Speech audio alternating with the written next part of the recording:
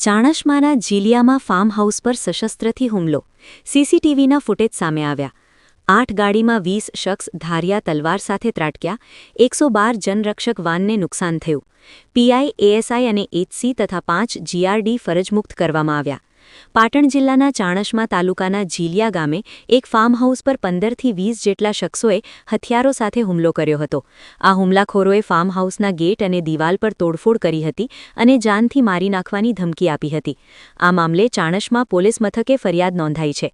આ શખ્સોએ ગેટ પર પથ્થરમારો કરી હથિયારો વડે તોડફોડ કરી હતી અને ભાવેશભાઈ બળદેવભાઈ દેસાઈના નામનો ઉપયોગ કરી જીતુભા મુડેઠાવાળો ખોટી રીતે બદનામ કરતો હોવાથી રાખેલી અદાવતમાં આ હુમલો કરવામાં આવ્યો હતો. ચાણસ્મા પોલીસે આ મામલે રાયોટિંગ અને હથિયારબંધીના જાહેરનામાના ભંગ સહિતની કલમો હેઠળ ગુનો નોંધી વધુ તપાસ હાથ ધરી છે. રાધનપુર ડીવાયએસપી પરેશ રેણુકાએ જણાવ્યું હતું કે 15 માર્ચ 2026ના રોજ જીલિયા ગામના ભાવેશભાઈ દેસાઈની ચાણસ્મા પોલીસ સ્ટેશન ઉપર એક વર્દી આવેલી હતી કે તેમના ફાર્મ હાઉસ ઉપર કેટલાક ઇસમો હુમલો કરવા માટે આવનાર છે. આ વર્દીના આધારે ચાણસ્મા પોલીસ સ્ટેશનની 112ની ગાડી તાત્કાલિક ઘટનાસ્થળ ઉપર પહોંચી ગઈ હતી. ઘટનાસ્થળ ઉપર પહોંચતા ત્યાં કોઈપણ ઇસમો મળી આવેલા નહીં, પરંતુ તકેદારીના ભાગરૂપે ત્યાં 112ની ગાડી અને ચાણસ્મા પોલીસ સ્ટેશનની વધુ એક પોલીસની ગાડીએ ત્યાં હોલ્ટ રાખેલો હતો. આ હોલ્ટના 15થી 20 મિનિટ બાદ અચાનક 5થી 6 ગાડીઓ અને કેટલાક ઇસમો પ્રાણઘાતક હથિયાર લઈને ત્યાં ધસી આવ્યા હતા. ઘટના સ્થળ ઉપર આવતા જ એમણે સ્ટોન પેલ્ટિંગ એટલે કે પથ્થરમારો ચાલુ કરી દીધેલું હતું અને પોતાની સાથે રહેલા પ્રાણઘાતક હથિયાર લઈને ગાડીમાંથી ઉતરી ગયા હતા. આજે ફાર્મ હાઉસના ગેટ આગળ જે સ્ટોન પેલ્ટિંગ કરતા હતા એ દરમિયાન એક પથ્થર પોલીસની ગાડીને પણ વાગ્યો હતો અને અત્યારે આ પરિસ્થિતિ જોતા પૂરતો પોલીસ બંદોબસ્ત ન હોય, પૂરતા પોલીસ ફોર્સને લવા માટે પોલીસની ગાડી ત્યાંથી નીકળી હતી અને જ્યારે પોલીસની ગાડી પરત આવી ત્યારે એ ઘટના સ્થળ ઉપર આ જે ઇસમો હતા એ મળી આવેલા નહોતા.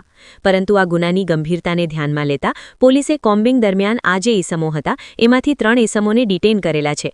એક ગાડી પણ ડિટેઇન કરેલી છે અને આ સમગ્ર ઘટના બાદ જે ફરિયાદીની ફરિયાદ છે એના આધારે કુલ 3 નામજોગ આરોપી અને 15થી 20 અજાણ્યા ઇસમો વિરુદ્ધ રાયોટિંગ અને જીપી એક્ટની રિલેવન્ટ સેક્શન અંતર્ગત ઓફેન્સ રજીસ્ટર કરવામાં આવ્યો છે.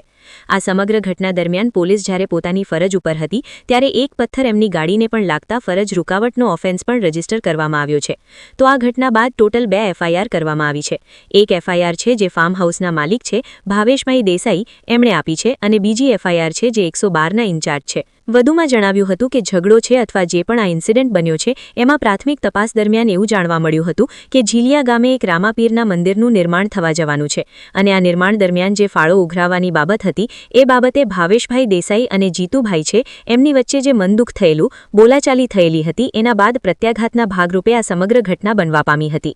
બ્યુરો રિપોર્ટ, સમય 24 ન્યૂઝ, પાટણ.